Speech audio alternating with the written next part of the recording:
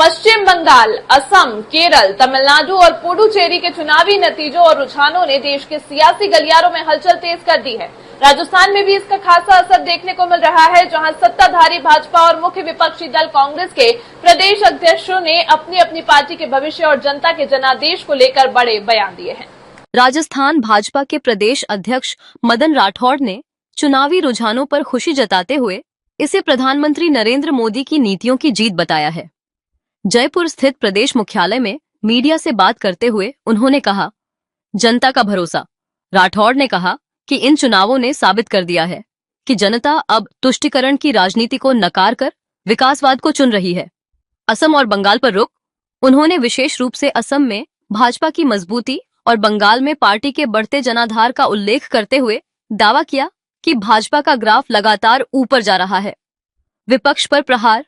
उन्होंने कांग्रेस पर निशाना साधते हुए कहा कि विपक्षी गठबंधन के पास न तो कोई नीति है और न ही नेतृत्व, जिसका परिणाम इन राज्यों के नतीजों में साफ दिख रहा है। गोविंद सिंह डोटासरा, कांग्रेस प्रदेश अध्यक्ष। लोकतंत्र की जीत, भाजपा के अहंकार की हार।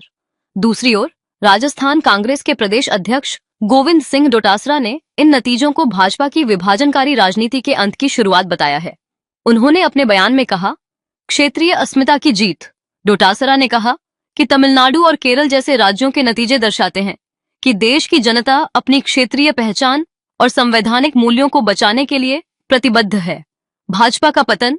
उन्होंने तंज कसते हुए कहा कि भाजपा ने इन चुनावों में अपनी पूरी ताकत झोंक दी थी, लेकिन जनता ने उनके झूठे वादों को सिरे से खारिज कर दिया है।